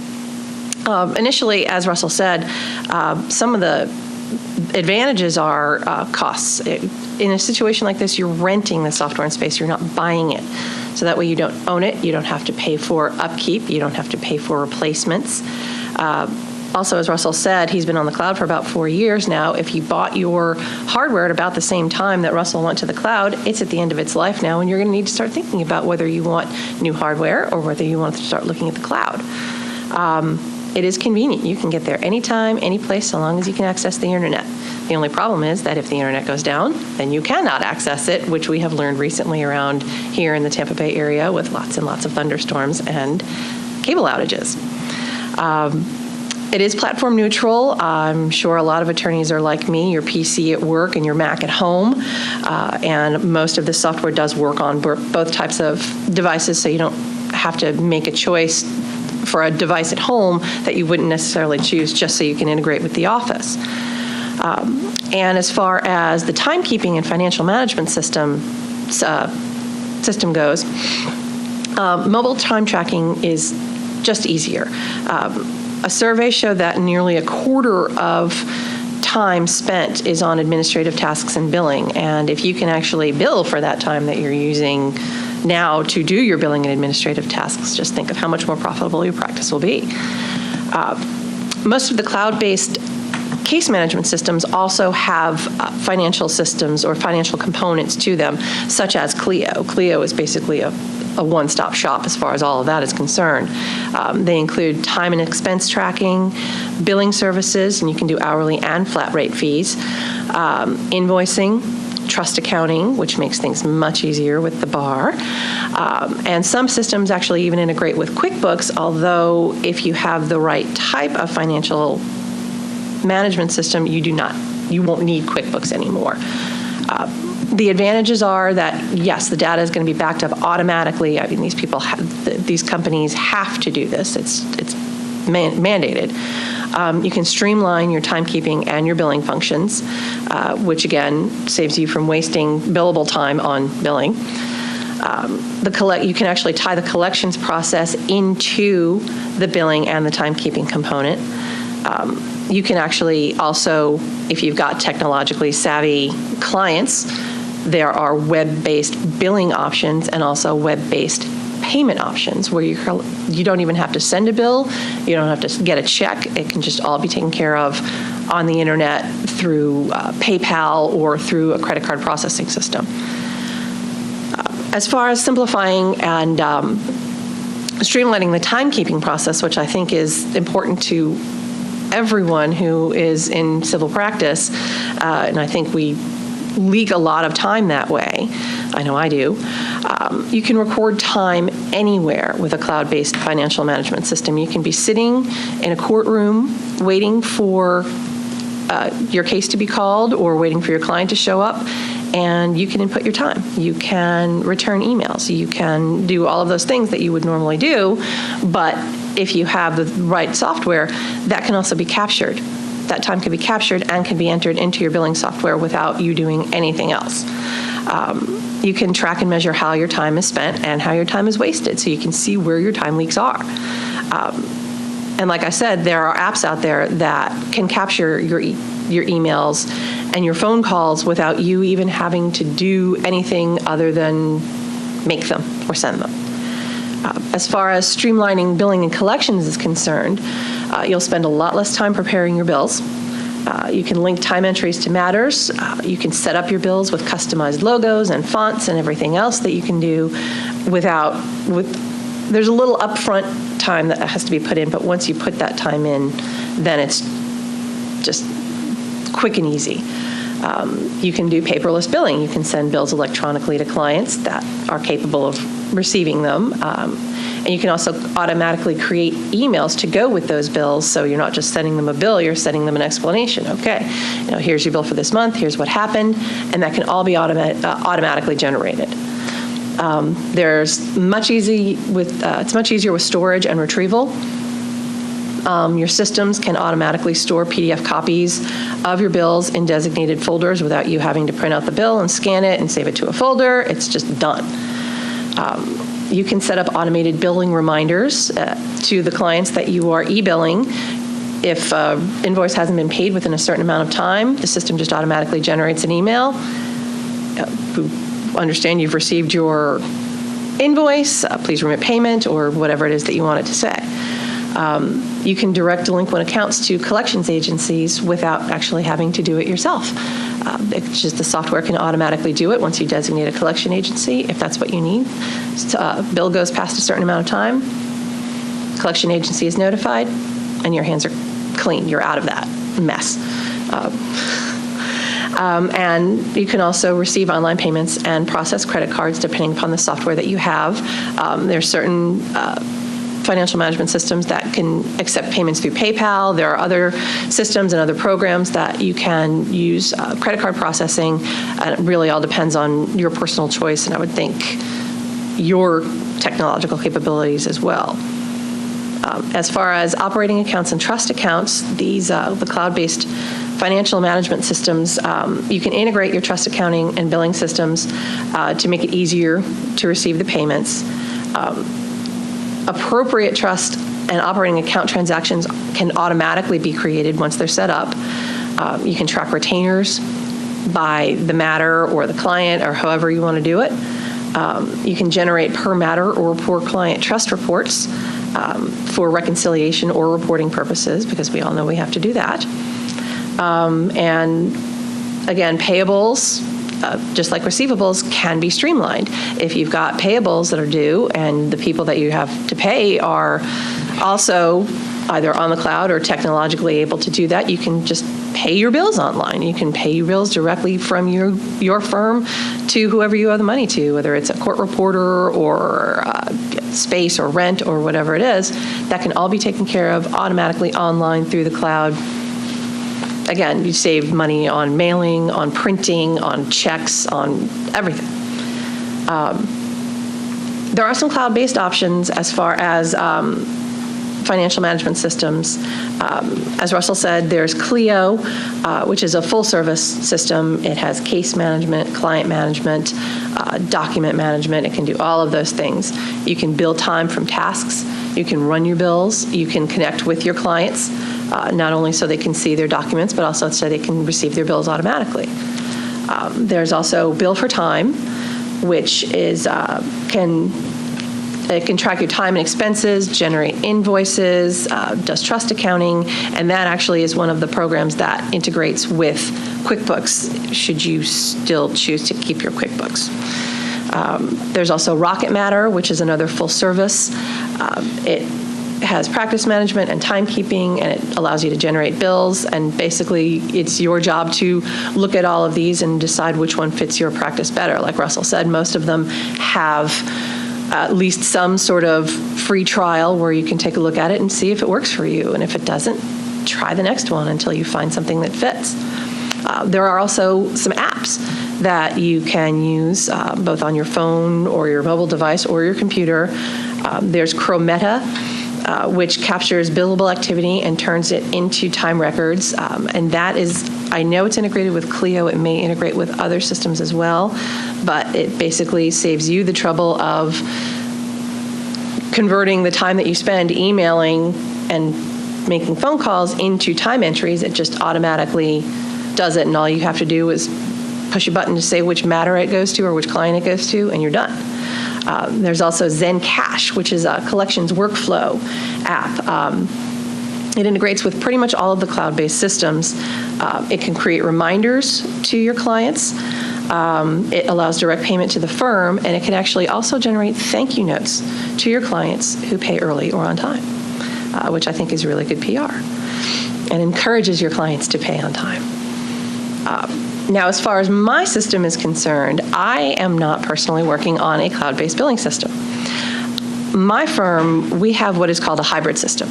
We use a cloud hosting service. The one we use is Big Sur Technologies. They're here in the Tampa Bay area, but there are many all over the state and all over the country. And again, you have to investigate who's out there. I know my firm went through a couple of providers before we found these folks, and they've provided excellent service. And basically what they did was they came into our office one day and put software on our computers. and they migrated everything that was on our server onto their servers, and they are our cloud. With the cloud, it's not like your data is in the ether. It's housed somewhere physical at some point. It's just not in your office, which is where you save on the space and the time. Most of these cloud providers own the software, own the licenses, have the physical capability of storing your data. They provide the IT. So all you pay as the attorney or as the law firm is a per user per month fee. So you're renting time, you're renting space, and you're renting software. Long run, it will probably save a ton of money. Up front, it might not look so much, but if you think about how much money you spend on hardware and licensing and software, and if you've got more than one or two people in your firm, that adds up, and it adds up fast. Firms like mine, we actually use PC Law for our timekeeping and financial management, which is not a cloud-based system. I believe it's called legacy software. But you can use it within the cloud. So we access our cloud. I go into the office every morning, I click on an icon, and I have to be online, and I'm in the cloud. My desktop looks no different than it did before we went to the cloud. I have the software on my home computer, and it looks no different than if I'm sitting at the office. I can access my PC Law, I can do my timekeeping, and it's no different than if I was sitting at the office or anywhere else in the world, so long as I can access the internet. The difference with these hybrid situations is that you do have to input a separate password because you are accessing the software within the cloud, as opposed to just having the cloud-based software.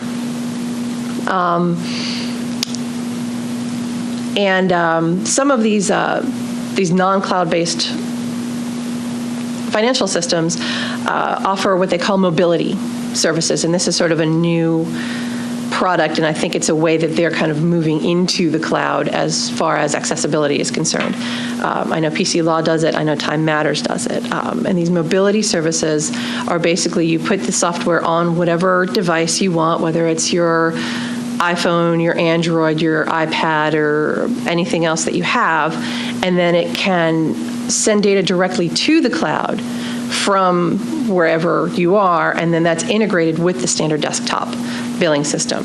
However, if your firm is not on the cloud, then you have to sync between the mobility device and your office computer at some point. But I think most firms at this point are headed that way. And I think that's really, unless anybody has any questions. I left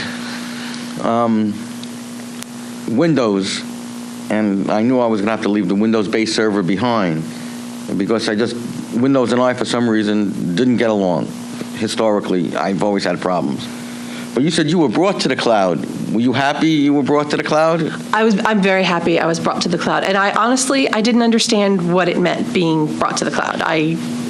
To me, it didn't, I'm not technologically savvy in any way.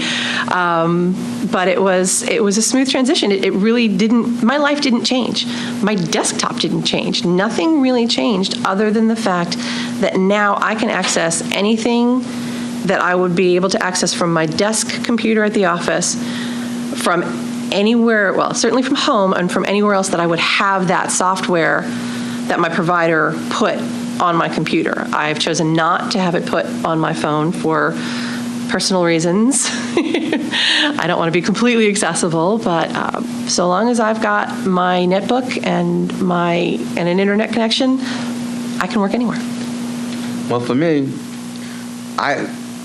I just am so happy. I'm in the clouds for computing and for my law practice. A lot of these case management and systems and a lot of these software servers, they're constantly upgrading. They're constantly giving you new features. For example, both a couple of the leading case management systems have enabled you to do basic document assembly system through them using templates. Just another question. Who owns the information that the Big Sur has? Does Big Sur own your files, or do you own it? Oh, no, we own our files. All they own is the place where they are stored. Our files, they have no access to our files without our permission. They cannot see anything that we do. They cannot touch anything we do unless we specifically ask them to. I know I've had some issues with, I think, my Outlook email, and if they need to come in, I have to be there, or at least somewhere near where they are, so I can give them permission so they can enter and work inside where I'm working, but they will not touch any of that without our permission. It's their job basically to keep us up and running, give us all of the upgrades and all of the software that we need, and help us with any problems. And aside from that, they keep our noses out of our business. Okay, the second question is concerned for many attorneys. What happens if, God forbid, Big Sur goes out of business? What happens the next day? Well, luckily, we still have access to all of our backup. I have encountered, not me personally, but I have heard of some of these cloud providers that have gone out of business, and they make it so that the firms still have access to everything that they need until they transition to another provider or are able to get a server. It's not like they're just going to disappear. At least that has not been my experience. And that is actually one thing that you mentioned, that your cloud is a Canadian-based company. And that's something that I think every firm needs to look at, is where is your cloud provider based? If it's in Canada, if it's in Florida, actually. But I think Big Sur's servers are housed somewhere where it wouldn't necessarily be affected by tornado, hurricane, what have you, mudslides, or whatever you need to worry about. But you have to be sure that wherever your provider is housing your data, because it's not just floating up there in the ether, it really is physically housed somewhere, that it is completely safe from any kind of disaster, or at least as safe as it can possibly be. In other words, we have to do our due diligence regarding the SaaS as service, security, and backups. That's why I've taken it to at least 3 degrees of backing up. An interesting book that lawyers may want is by Nicole Black, wrote a book called Cloud Computing for Lawyers. It's published by ABA, and again, if you're a Florida Bar member, you can get a discount. There's a code that you can put in there, and you do get the discount. It really does work. So, Russell and Tracy, thank you very much for that presentation and your insights on working in the cloud. And that concludes our presentation of working in the cloud.